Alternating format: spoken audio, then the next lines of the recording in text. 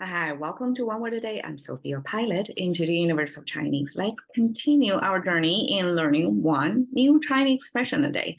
It's a learning for both of us. Like I'm not claiming I'm expert or anything. I'm just focusing or directing my attention to the language I was born into. I've been using it all my life, but I have another language layered on it. So therefore I can look at the language from another language point of view, and also to look at the visual representations of the physical world. Sometimes it's realistic, a lot of times it's abstraction. And that's a discovery journey in itself for me. And thank you for sharing the journey with me.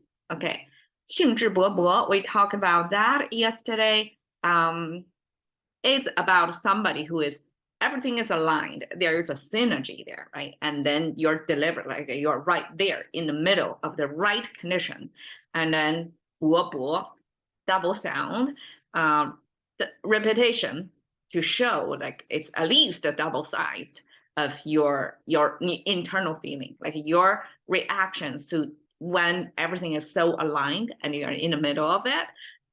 Your reaction to this fortunate condition for you is to feel invigorated, and it's double-sized.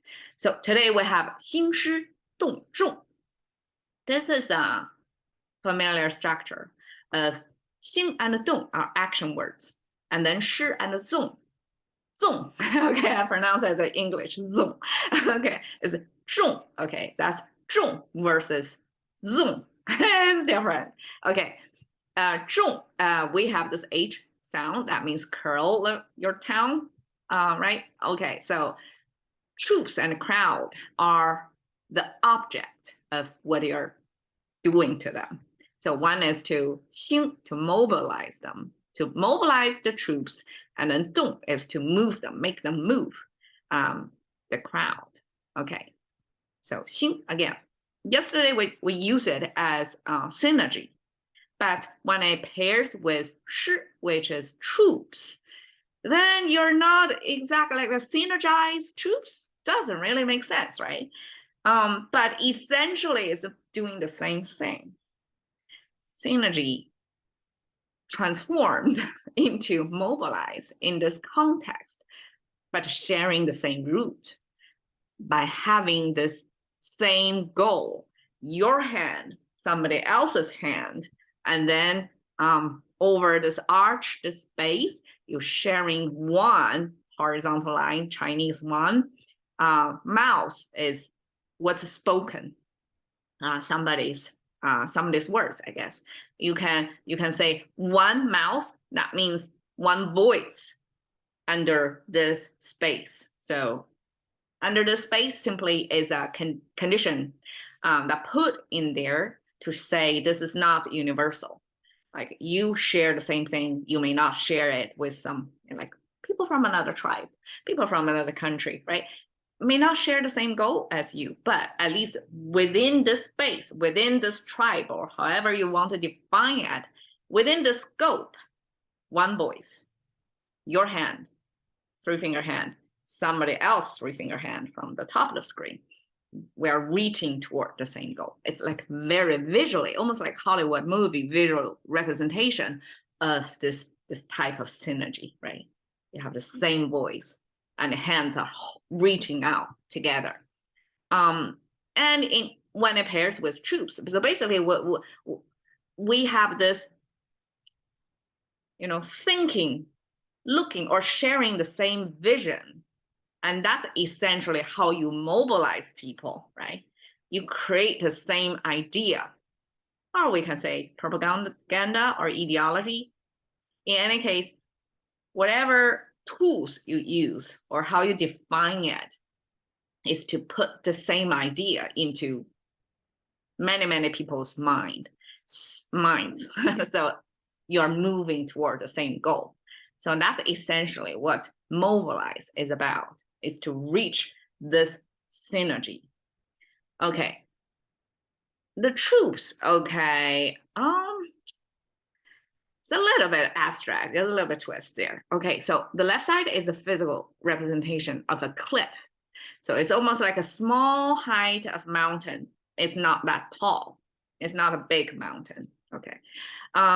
It has this boxy looking thing attached to this. So basically, okay, on the top of the frame, when we see up left corner of this framing, that means high ground.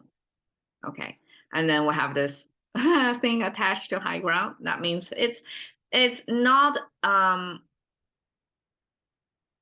it's vertically stacked up. You're not easy to go over it. You have to kind of like a scaling up it, not even, it's pretty steep, basically.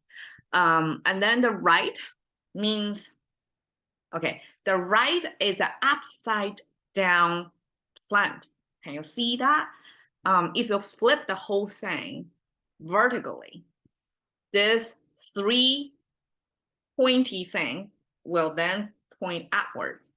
It will look like a plant growing in the ground, right? Look just like that. One is flipped upside down. Okay, image flipping is actually a Chinese way of negation. Let's just savor that for a moment, because I only discovered that language habit, or this rule of making sense by going through many of that over the 1.5 years I'm doing this episode to try to look into what this language is representing here. It's a very interesting phenomena that Chinese occasionally flip. Like we have this human figure looking like this, and then we have a flipping of that, like a rotation of that. That means human change. And this flipped one means it's no longer the original human. It's changed over time. It's a new person, basically. And that's how Chinese express change over time. Because how are you going to represent a time frame when you only have a 2D space over there? So this language creators collectively, I guess, have this creativity to express hard to abstract ideas of us by flipping characters around. So I guess in a sense, the character, like a human figure, that's the first originally created one. And this is well known and commonly accepted already within the language users. And then somebody flip it to mean it's a change. So just like this upside down vertical flipping means a negation of whatever is original standing. So let's look at it originally. If it's a plant standing on the ground, it's a Chinese way to point, okay, this plant is the thing we're talking about, because Chinese is an agrarian society. So plant symbols a lot of times are used as a referral. I guess that's not accurate, but I didn't present it as logical as I would like it to be. But plant symbol often used, and we, of course, the language we're using, talking about the daily lives, a lot of them related to farming activity, right? Like this tool, this is a farming tool. And that's the most familiar aspect of life, because probably 90% of the population back then, farming activity. So therefore, using this tool commonly used in everybody's life, basically, it makes sense, right? So this plant symbol was, I guess, commonly used because even if as a new language user, when you look at this, you can recognize that looks like a plant, right? And the plant symbol eventually got abstracted into referring to this. Like this is what we're talking about, because I guess the favorite topic back then is how to grow your plant, right? Because it's everybody's livelihood. They have to be experts in plant growing back then, right? So this plant referring to this thing or this space eventually get abstracted into this, just like English. I don't know, English is this, how it came into being. But this is like a mathematically a variable like an x, like a factor x. We don't name what the x is, but it's something you can fill it in, and with infinite possibilities, what that is, right? So that's like we use x probably in contemporary English to mean something unknown, but it is there. It's a container, it's a placeholder to tell you there's something in there, undefined, right? And similarly, this plant growing over there, we just talk about plant. We didn't even specify what kind of a plant that is, or what we are actually talking about the plant is about. So it's just a container word. It's like the axe in contemporary English. So when it got a flip downward, that means everything else besides this x. Isn't that amazing? Is in logic, it will be x and x with a horizontal line on top. The expression to mean it's a negation of that x. It's a non-x. Okay, so that's non-x in Chinese means everything else, but the x that eventually means the surroundings of the x, right? Just like in a Venn graph, I guess it's called a Venn graph, a box, a space, and then a circle. Okay, within the circle is this x. Beyond the circle is non-x, right? And this non-x is surrounding the x, just like that. And this means surrounding. So surrounding, and then the little hills or cliffs. How does that mean troops? There was a logic jump over there, but I'm seeing this as troops surrounding the hill. Means you're basically besieging someone on that hill, and this is how you I guess use how you win the battle. Like one of the ways to win the battle, like surrounding your enemy. And eventually this became a military unit, 2,500 people in Chinese ancient military organization. That means the size of the troop, 2,500 people. And eventually this got extended into any size. That means a huge number of people. Okay, so mobilize troops and then move the crowd. Move, we came across this several times in this year. So the right side is this raking symbol, farming tool that extended into muscle power representation, because farming is the manly thing to do back then, right? How you feed your family. That's number one job for man. And that farming to represent exactly that very manly thing to do. Okay. And then the left side is a farming practice that gets up early in the morning and you already stand on top of the soil. Okay, so there are 4 symbols over here. It's a little bit difficult to see. Okay, let's go from top down. The top is human figure. So human figure in Chinese look like this. We know contemporary Chinese is look like this, just like this, right? It's symmetrical. But ancient Chinese, things are asymmetrical. You have a straighter side, you have a curvier side that goes wrapping around. So I guess there are more subtlety over there. Like we're not just 2-leg standing being. We're not just that. We have 2 sides, the yin and the yang, or the emotional or rational, or the conscious, unconscious. How you want to classify humans into 2 opposing sides. This character represents that. It means opposing sides of unified on this 2-leg standing being. So that's what human is about. We are a bunch of opposing forces merged into one. Okay, and then it's a little bit difficult to see now.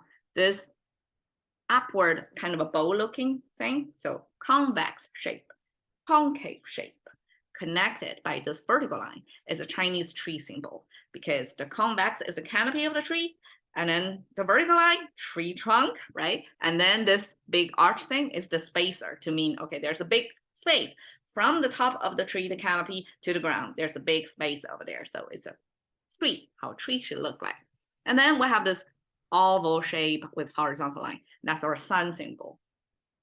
I mean, sun technically should be a perfect sphere, right? But who knows? I mean, the Earth is not a perfect sphere, right? We are a little bit squished to one direction. We're actually oval shape. So I don't know if the ancient Chinese mean that. It could also be not a realistic representation of the universe because we have so much thing going vertically and things got squished vertically. So it becomes an oval shape. And with horizontal line means energy from that sphere. And that's the definition of sun. It's a sphere and with energy in it. And the bottom have these two horizontal lines connected by vertical line. That's sharing the tree trunk as well. This merging of characters vertically is very fun. This first horizontal line is a ground level. Vertical line is something growing in the ground. Second horizontal line is the indicator, the abstract thing. It's almost like when you draw something, when you take a picture of the physical world, right? And you point an arrow over there. That's something added on. It's not a realistic representation. That's the abstraction. This arrow pointing thing is this second vertical line.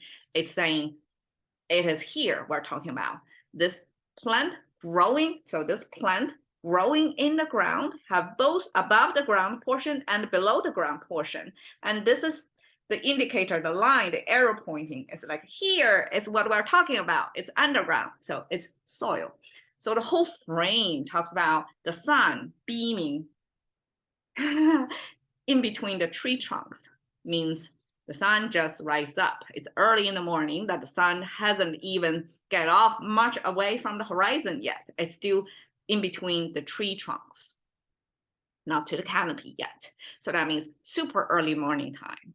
This person, this human figure, already standing on the soil, doing what? Farming. So that means that person already started farming at the sunrise time. And plus this raking power, muscle power representer, that means things are moving because the whole thing simply depicts the farming practice in the early morning. Okay, that's move. 种, simply three. Oh, this is the human figure. How did I miss that? Okay, this is a little bit distorted human figure because it's a squished vertically, right? But this is a elongated, like a squished horizontally because there are three of them placed together. Space are squished, so each one got like that. So three of them, like three people, and then the top oval shape with two diagonal lines is an eyeball. So it's somebody who is watching over the three people. Three people is abstract. It means a crowd, right? Multiple people, definitely not just three. It's a bunch of people under supervision. And that's the definition of the crowd. So three people are not, I mean, they're not slaves. They're still freestanding two-legged human beings, but they're under supervision. They are not exactly free-flowing as well. They are being supervised. So that's the definition of a crowd. I mean, from the perspective, of course, of this eyeball, which is the ruler of the country, right?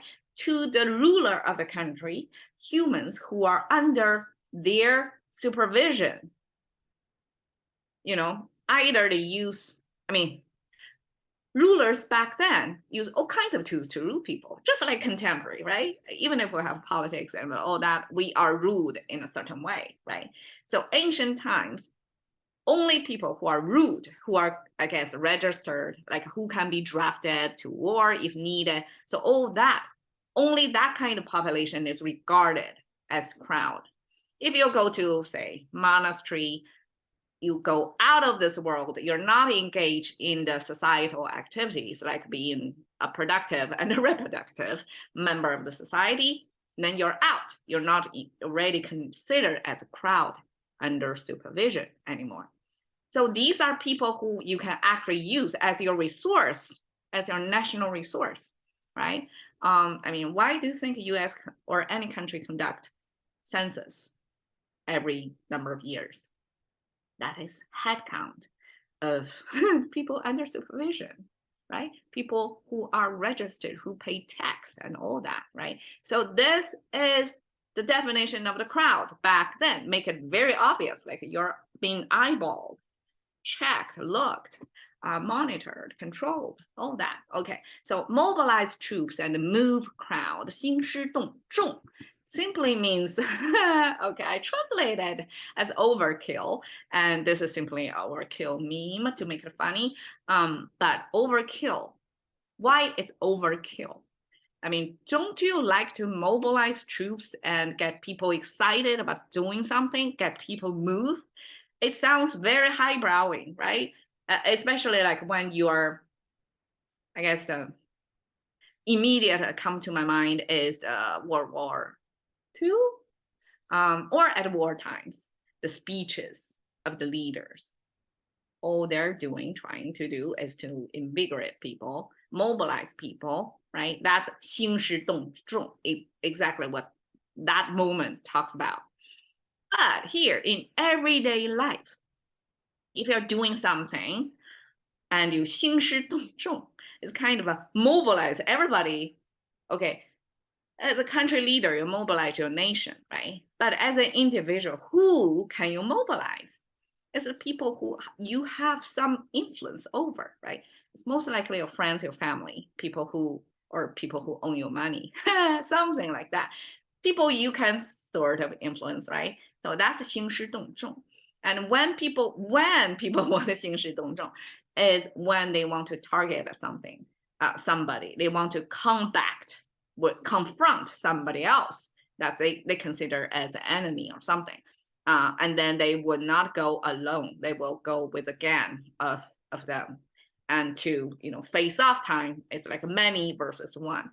That is eventually become overkill. It's like you over-resourced yourself, or over-equipped yourself, overfunded yourself, or over-troubled people in your life to just do a simple thing that you can do one-on-one. Instead, you mobilize so much, you kind of multiple to one, and it's unfair advantage to you. It says a lot, not about that person or the people you mobilize, it says a lot about you, right? It's overkill.